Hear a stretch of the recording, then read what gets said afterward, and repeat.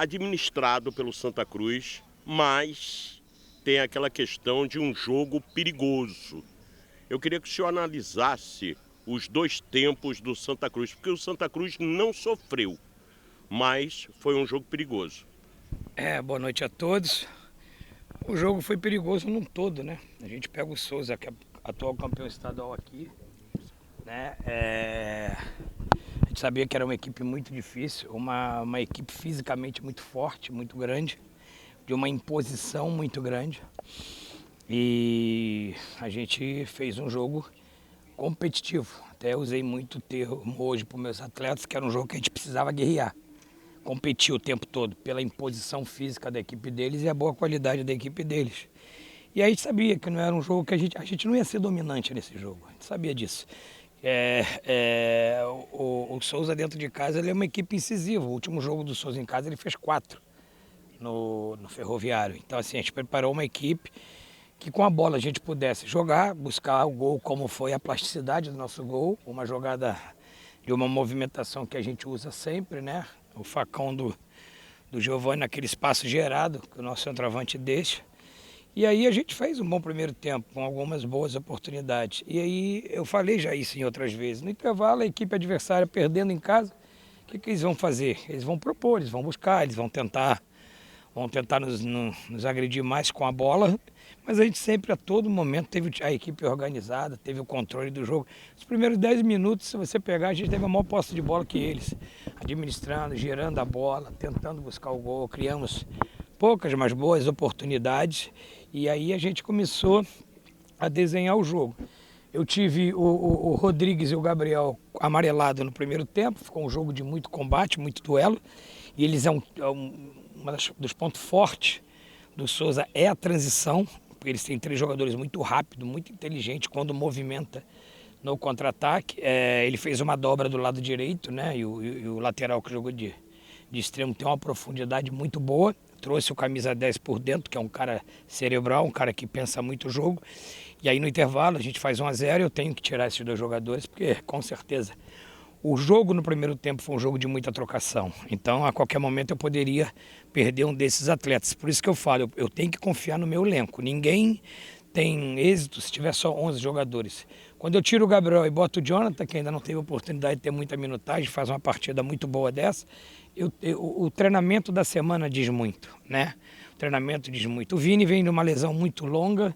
Eu cheguei aqui, o Vini era previsão de 40, 45 dias parado, então a gente tem que lançá-lo paulatinamente, né? Ele entrou um pouquinho no último jogo, ou já jogou um tempo. Um jogador que tem treinado muito bem, tem entregue, é um jogador com perfil de corporal, um jogador muito forte, muito bom na bola aérea. E hoje ele fez uma boa partida, levando-se em quanto tempo que ele não jogava. E aí a gente volta para o segundo tempo, tem o controle do jogo. Acho que a gente só teve um chute no gol, que foi uma falta, né? Então assim, a gente joga, né? Para levar os 3 pontos, né? Então assim, a gente consegue vir aqui nesse difícil jogo e levar 3 pontos, que é o mais importante nesse momento. Marcelo, eu queria que você pudesse falar sobre, claro, a questão da matemática. Eu lembro que eu fiz essa pergunta para você após o jogo contra o América, né? Você falava que 4 vitórias e um empate já garantia a classificação à próxima fase. Nessa meta aí, depois 2 vitórias, está faltando mais 2 e um empate. E eu queria que você pudesse falar também sobre a questão dessa ausência que vai ter no próximo jogo. O Gabriel Galhardo, né? Tomou o 3º cartão amarelo, não joga. O Pedro Favela também tomou o 3º cartão amarelo, também não joga. Ou seja, você perde no banco e perde também no time titular. Uma das razões de eu ter colocado o Jonathan na frente do Pedro Favela foi justamente a questão do cartão.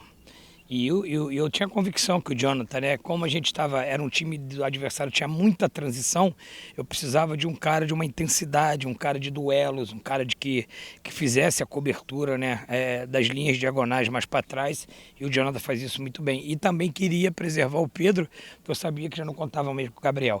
Só que no final do jogo, ele colocou 2 enfiados na área e o 10 por trás. E esse passe central começou a entrar muito.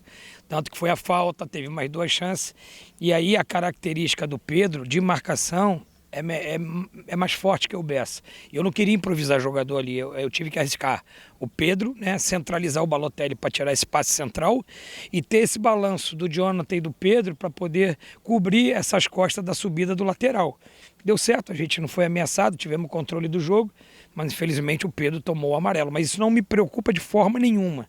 Eu tenho o Jonathan que entrou muito bem e tenho o Bessa que vem subindo de produção nos treinamentos. Então assim, eu vou ter 2 volantes para jogar e um no banco, né? E a gente tem algumas situações que a gente pode usar ali numa questão de improvisação. Eu não gosto de fazer muita improvisação, mas isso começa a aparecer a força do elenco do Santa Cruz, né? A gente tem trabalhado o elenco justamente para isso. Graças a Deus a gente não tem problema de lesão, mas os cartões vão começar a sobressair agora e a gente tem que ter troca, como a gente teve hoje. Sobre a matemática. Perdão. É aquela conta dos 23, né? É aquela conta dos 23. Eu acho que 23 pontos, matematicamente, você já garante a 4ª vaga. E aí a gente vai... Eu falo dos 23, mas eu vou pensando jogo a jogo, né? Vamos pensando... Agora a gente volta a jogar, né, diante do nosso torcedor. A gente está com saudade do Arruda. A gente está com saudade do torcedor. Eu quero, mais uma vez, ressaltar nosso torcedor que veio até aqui, cara, torceu, são 9 horas de viagem, cara, e a gente poder entregar essa vitória para eles e a gente alegrar a semana do nosso torcedor com uma liderança, com mais uma vitória fora de casa, o esforço que eles fazem para vir aqui. E eu acho que hoje eles estão muito mais satisfeitos, porque não foi um jogo tão plástico, mas nossa equipe duelou a todo momento, nossa equipe guerreou a todo momento, nossa equipe ganhou a maioria dos duelos e eu tenho certeza que o nosso torcedor está muito feliz e muito alegre de ver o que esses meninos estão fazendo dentro de campo, de honrar a camisa do Santa Cruz, de se entregar, de não medir esforços para poder sair com a vitória e dedicar a semana para eles. Marcelo, boa noite, parabéns pela vitória, prazer em revê-lo. Você agora há pouco falou que teve que fazer alterações por conta de jogadores que estavam amarelados, né, na partida. Até que ponto a arbitragem atrapalhou a sua estratégia nessas alterações? Teve um membro da comissão técnica expulso também, um jogador da equipe do Souza expulso? Porque logo no início do jogo houve um pisão no meu jogador aqui na frente do banco, um pisão fora da bola.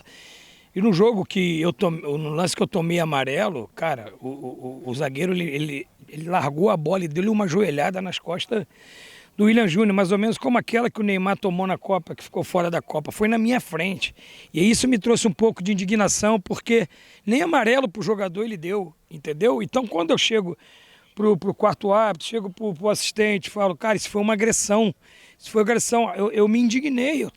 Gente, eu estou vestindo a camisa do Santa Cruz, eu estou vestindo esse escudo, eu represento uma torcida espetacular e eu vou brigar, eu vou guerrear sempre pelo meu time e principalmente quando eu tiver absoluta certeza do que eu estou falando. E aí aconteceu mais uma vez, o Gustavo viu que ele estava, questão disciplinar, estava perdido, né? E acabou que o Gustavo foi falar alguma coisa, ele acabou expulsando o Gustavo. Já, cara, eu sinto, porque já foi o Gabriel, agora é o Gustavo, ele me amarelou e a gente, cara, a gente não é desrespeitoso, nós somos profissionais educado, a gente, mas tem coisa que acontece, cara, que chega a ser a beira o absurdo, entendeu? Então o que aconteceu hoje? Foram 2 agressões na minha frente e nem amarelo o adversário tomou. Marcelo, a gente sabe que você acabou até de falar, né, de que vai pensar jogo a jogo, mas talvez seja até prematuro também pensar mais à frente, até porque a competição é de tiro curto, mas diante dessa possibilidade do Santa criar gordura dentro da classificação, você pensa dentro do seu planejamento ou não, dar uma sequência maior de jogos para alguns atletas que são pouco aproveitados, desde que o time tenha já uma garantia de pontuação, de chegar bem dentro daquela possibilidade até, que é muito bem pontuada por você, de chegar na primeira colocação e do grupo também no geral. Naturalmente isso vai acontecer, né? O próximo jogo provavelmente o Jonathan joga na lateral direito, já jogou o Jael, já jogou o Totti, hoje o Vinícius entrou na lateral esquerda. A gente tem uma equipe base que está muito bem, muito sólida, mas esse patamar que a equipe titular, a equipe base está exercendo, está trazendo, né, os outros jogadores para elevar o nível. E assim, eu espero até que eu possa, talvez, pontualmente, não trocar 10 jogadores, mas pontualmente dar um pouco mais de jogo a alguns jogadores para poder pegar um pouco mais de ritmo. Se você trocar 1, 2, 3 peças, não impacta tanto. Se você trocar 5, 6, 7, impacta. Então assim, nós ainda nem, né? Nem finalizamos ainda o primeiro turno, né? Vamos finalizar agora. Então a gente tem todo o segundo turno e se a gente continuar com essa sequência, pode ser que eu faça pontualmente aqueles jogadores que estão com pouca... Tem jogador, cara, que não está jogando e está pedindo passagem. Está muito bem. Está muito bem. Hoje vocês viram a partida que o Jonathan fez, a que o Vini fez. Então, assim, hoje o Pedro, cara, o Pedro foi uma alegria muito grande. Esse menino se machucou na pré-temporada e foi uma lesão assim, pô, ficou 3, 4 meses de inatividade. Eu via lá todo dia a luta dele no DM, se tratando. Um garoto com um perfil espetacular, como atleta, tá? Esse menino se dedicava a 3 períodos de treinamento e hoje eu fiquei feliz dele poder começar um jogo, resistir bem ao jogo, né? Vendo o Tanque entrar ali, cumpriu bem a função de pressionar a saída de bola do adversário, segurar a bola no fundo. Então eu acho que isso é a força do nosso elenco que está emanando agora para a sequência da competição. Cabo, boa noite. Você falou aí da torcida, eu acompanhei o jogo ali com a torcida e uma das cobranças do torcedor, na verdade, lamentação, foi a ausência do Thiago Galhardo. Toda hora que o Santa Cruz chegava no ataque, um torcedor gritava: se Thiago Galhardo tivesse aqui, tinha feito muita diferença. O quanto é que você acha que a tua equipe sentiu essa ausência do Thiago Galhardo hoje nessa partida? Se ele vai estar à disposição já para o próximo jogo e o quanto que a torcida também fez a diferença hoje aqui, nesse jogo que é muito complicado, muito difícil, em momento nenhum o torcedor deixou de acreditar. Nossa torcida é o 12º jogador. Ela é um diferencial em qualquer lugar que a gente vai jogar. Por isso, a gente dedica essa vitória ao nosso torcedor. A gente não pode ser uma equipe dependente do Thiago. O Thiago é um cara muito importante, eu já ressaltei isso várias vezes. A qualidade técnica do Thiago, eu falar é chovendo molhado, ele é um jogador acima da média, excepcional. Ele é um cara que está se dedicando muito. Deixa eu só dar, o Thiago estava... Ele mesmo na quinta-feira, tendo incômodo, ele na sexta-feira ele chegou no treino com a roupa da viagem, tá? E convencer ele a viajar não foi fácil. Ele falou, eu quero viajar. Só que aí uma avaliação entre a preparação física, eu e o departamento médico, a gente teve que tomar a decisão de deixar o Thiago. Talvez ele viesse, jogasse, poderia agravar de um incômodo passar a ser uma lesão, porque parabenizar o nosso departamento médico, que na própria quinta-feira já fez o exame, já laudou o exame. Quando eu cheguei sexta para o treino, já estava tudo pronto lá para a gente tomar a decisão em conjunto. Por isso que eu falo, o Santa Cruz, ele tem um trabalho integrado, ele tem um trabalho multidisciplinar. A última palavra, não na questão médica, né? A última palavra, eu só falo que tem 2 pessoas que podem vetar jogador no meu time. É o departamento médico e o presidente. E o restante comando é meu. Então, assim, a gente sentou, conversou, alinhou e entendemos que o melhor momento era. Por quê? Se o Thiago tem uma relesão aqui, são mais 10 horas de viagem de volta, ele não ia recuperar, poderia agravar. Então, foi importante, mas ele queria muito viajar, se apresentou com material e depois de uma reunião ele entendeu que seria benéfico ele continuar o tratamento para que a gente pudesse no próximo domingo ter ele 100%. E assim, o Thiago ele é muito importante, mas hoje a gente demonstrou que a gente não pode ser dependente do Thiago, porque ele é um ser humano.